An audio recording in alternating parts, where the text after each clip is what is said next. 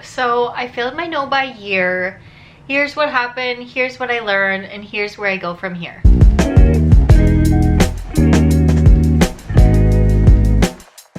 Hey y'all, what is up? My name's Shelby, aka Simply Shelby. Welcome back, or welcome if you're new here. If you've seen the title of this video, I failed my no buy year. I had a 4 months of no buy that I stayed really strong for, and I'm quite disappointed to say that I did fail the no buy year. Now there were some things that came up in my life which I'll get into, which is why I broke the no buy. But I want to say, if you're on your no buy journey, or if I originally sparked you to do no buy, please keep going. I believe in you, and yes, I failed. It doesn't mean that I'm not going to try to get back on it, but personally I do feel quite disappointed in myself because I was going so strong. But here's the video, let's get into it, what happened and everything like that. So thank you so much if you're still on your journey, and you know, comment down below to help me get back on track. Let's motivate each other, but let's talk about it. Real talk here, I started the no buy in January. So before the new year started, I was really in the mindset of, I'm gonna do a no buy year. I know I'm going to Japan in the fall. I really want to save money for the Japan trip, and I was just over consuming too much. It was Black Friday, I had bought way too much stuff, and I was disgusted in myself, truly. And that's why I really wanted to start the no buy year. So I started it in January, and I stayed a good 4 months strong. So I'll pop my original no buy list here, but it was like no new clothes, that was my biggest one. No new skincare, no impulsive buys, things like that. Some of them I kind of fell off of the railing on, but my biggest one was the no new clothes, which is the one I recently failed, which is why I'm saying I failed the no buy, because that was my huge hurdle that I was trying to overcome, and sadly recently failed it. So I just want to talk about that and why it happened, how I kind of spiraled and all those things. The biggest and main reason why I did fail the no buy was because I got engaged recently. Yay! But because I knew I was getting engaged, I wanted to buy some new things. So please don't hate me for breaking the no buy. I just wanted some new outfits for my engagement, for the wedding coming up. But buying those things triggered that like impulse buy in me, and it just spiraled from there. So that's really how it happened. I knew I was going to get engaged, I knew I'm getting married this summer, those type of things, and those were also exciting. But it's like, oh, I was buying some things for that, so I was being very intentional with the purchases for an engagement, for a wedding. But then it spiraled because it's like I started shopping, and then I'm like, oh my gosh, I got those good feelings again. If you're in the same boat, you know what it is like to shop. These endorphins hit and you're so happy to shop, right? It really is like an addiction.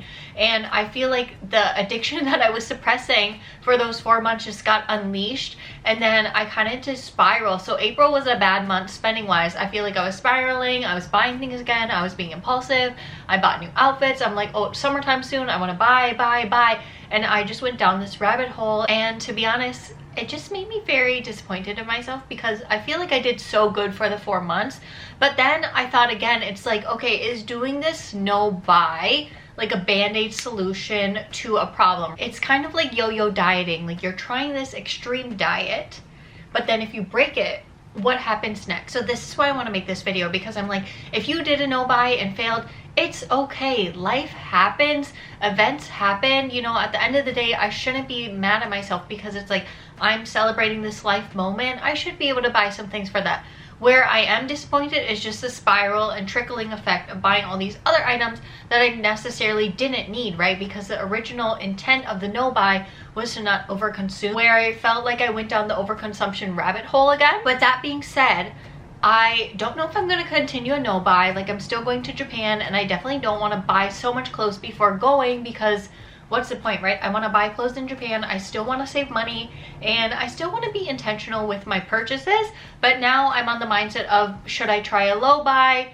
Is doing a no buy so hard to kind of go cold turkey? Is that putting a band-aid solution on it? Should I do a low buy? Those are really the thoughts that I'm going through now, because I think a no buy is somewhat, in a way, too unrealistic when life happens.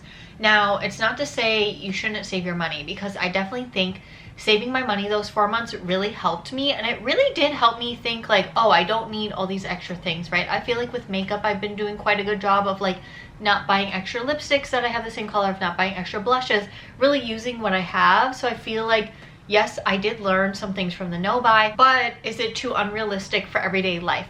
That's why I'm thinking maybe I do a low buy. I do think in this April timeframe, I really did fail. I kind of went crazy on buying because I think I was suppressing those feelings of shopping for so long. So I went a bit crazy, but now I'm like, okay, go forward.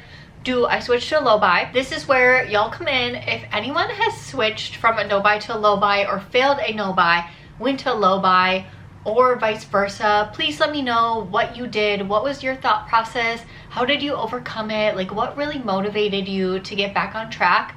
Because I feel like I got off track. Now I want to get myself back on track. So with a low buy, I think that I can still incorporate like the no makeup, no new makeup rule. I think that's such a great rule. I think with the clothes, it is hard because it's like, oh, it's going to be summer soon. I want to buy some stuff. And I did buy some stuff, and I do feel like, yes, I definitely don't need any more new stuff.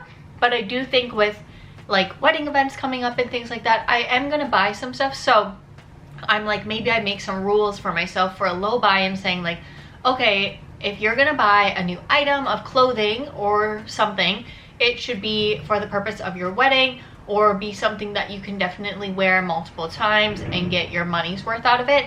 So those are what I'm contemplating right now. It is kind of hard because I went down the spiral, so now I'm like, how to get back on track. But I really do want to get back on track. I think it was great learning for myself. It really taught me to really look at every item I have and really go through it all. I still need to do a closet cleanup, so please stay tuned for that. I definitely want to do a whole closet clean out video of getting rid of old stuff, switching out the new, and switching those like winter to spring outfits, but then also getting rid of anything I don't need in that process. So I definitely do want to do like a whole closet inventory check. But in the meantime, you know, I'm really going to work on myself and really think about like, is a no buy the right road for me, and is that sustainable for myself as well? Because again, with diets, with lifestyle, what is sustainable for you is really what's going to work. And I figured now the no buy may not be sustainable for me, but maybe a low buy with certain aspects in there that I can really stick to is what's going to help me thrive. So to end it off, thank you for being part of my no buy low buy series. And if you're like me and you recently fallen off, or you're still on the no buy low buy journey, please let me know what you're doing to stay intentional with your purchases, what's really keeping you motivated to keep going.